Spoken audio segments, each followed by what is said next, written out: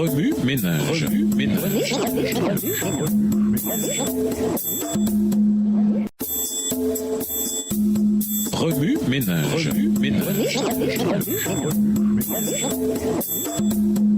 Bienvenue dans votre émission Remue ménage. Nous voilà à la leçon de dimanche, la plus grande relation.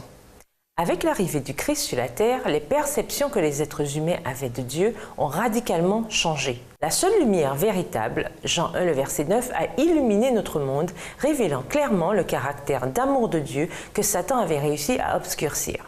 Le Christ est venu pour montrer que ce salut n'était pas quelque chose que l'on gagne en suivant soigneusement un ensemble de règles rigides, mais plutôt un don de Dieu, pas le résultat des efforts. Éphésiens 2, les versets 8 et 9. Un don gracieusement accordé par le sacrifice de Jésus. Parce que notre salut est un don de la grâce, alors c'est par amour que nous suivons les règles que Dieu le Père nous donne et que nous nous efforçons de bâtir une relation avec lui et son Fils. La paix et le salut par la foi. Lisons Romains 5, les versets 1 et 2. Romains 5, versets 1 et 2. Étant donc justifiés par la foi, nous avons la paix avec Dieu par notre Seigneur Jésus-Christ, à qui nous devons d'avoir eu par la foi accès à cette grâce dans laquelle nous demeurons fermes et nous nous glorifions dans l'espérance de la gloire de Dieu. Dans Romains, Paul affirme constamment que le salut est accompli par la foi en Jésus-Christ et non par nos propres œuvres. Les Juifs, en effet, en étaient venus à croire qu'ils obtiendraient le salut en comptant leur pas le sabbat, en ne mélangeant pas les fibres de leurs vêtements, en étant circoncis, en étant le peuple choisi de Dieu, etc. Mais dans Romains 5, verset 1, Paul fait table rase de leur fausse conception. Ainsi, nous avons été rendus justes devant Dieu à cause de notre foi et nous sommes maintenant en paix avec lui par notre Seigneur Jésus-Christ. Cette paix à laquelle il se réfère, c'est la délivrance du péché grâce au sacrifice de Jésus en notre faveur. Dieu, en effet, a envoyé son Fils unique pour nous sauver. Par la foi dans les mérites du Christ et non les nôtres, nous pouvons, nous aussi, avoir accès à la grâce de Dieu. Romains 5, verset 2, et ainsi avoir l'assurance de notre salut. Abraham, ou l'exemple d'une foi remarquable. Lisons Romains 4, verset 13. Romains 4, verset 13. En effet, ce n'est pas par la loi que l'héritage du monde a été promis à Abraham ou à sa postérité. C'est par la justice de la foi. Dans Romains 4, Paul illustre la valeur de la foi en racontant l'histoire d'Abraham, une histoire bien connue de l'Ancien Testament, et sa lutte pour avoir des enfants. En dépit du fait qu'Abraham avait près de 100 ans et que Sarah n'était plus en état d'avoir des enfants, Romains 4, verset 19, Dieu leur promit qu'ils auraient un enfant duquel sortiraient de nombreuses nations et la lignée du Messie. En raison de l'âge avancé du couple, beaucoup se seraient moqués d'une telle promesse. Mais Abraham, lui, ne douta point par incrédulité et eut la pleine conviction que ce que Dieu promet, il peut aussi l'accomplir. Romains 4, versets 20 et 21, dans la version 8 secondes.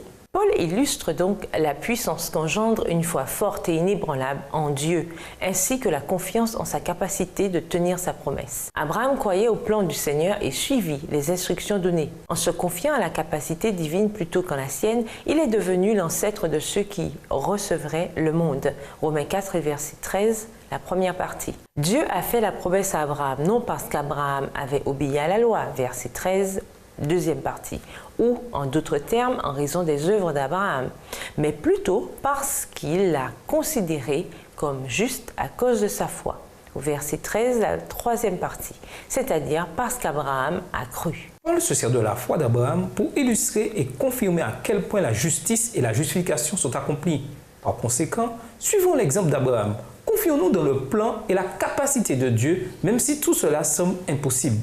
Imaginez les nombreuses bénédictions que nous avons en réserve lorsque nous marchons par la foi. Construire une relation avec Dieu. Lisons Ésaïe 64, le verset 6. Ésaïe 64, verset 6. Il n'y a personne qui invoque ton nom, qui se réveille pour s'attacher à toi. Aussi, nous as-tu caché ta face et nous laisses-tu périr par l'effet de nos crimes. Dans Romains 10, Paul discute des composantes de la foi nécessaires pour parvenir au salut en Jésus-Christ. Tout d'abord, il reconnaît que les Israélites avaient du zèle pour Dieu, mais non éclairés par la connaissance. Romains 10, verset 2, c'est-à-dire qu'ils n'étaient pas fondés sur une juste compréhension des Écritures. Les Israélites, dit-il, n'ont pas compris comment Dieu rend les hommes justes devant lui et ils ont cherché à établir leur propre façon de l'être. Ainsi, ils ne se sont pas soumis à l'œuvre salutaire de Dieu. Romains 10, verset 3. Autrement dit, ils tentaient de s'assurer le salut par leurs propres œuvres et se fiaient à leur propre bonté, plutôt que de se reposer sur la bonté de Dieu. La foi, c'est se rendre compte que toutes nos belles actions sont aussi répugnantes que le linge taché de sang, Ésaïe 64, verset 6, et demander au Christ de nous revêtir de sa robe de justice. Remue-ménage, que pouvez-vous faire pour approfondir votre relation de foi avec Jésus-Christ? Quelles sont les composantes essentielles de votre relation avec Dieu alors que vous cheminez sur le sentier du salut? Vous reposez-vous davantage sur certaines de vos œuvres spirituelles que sur la justice du Christ? Si oui, de quelles œuvres s'agit-il? Au revoir. Et à demain si Dieu veut.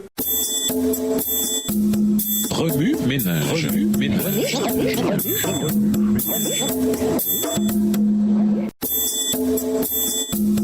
Remue-ménage. Remue-ménage.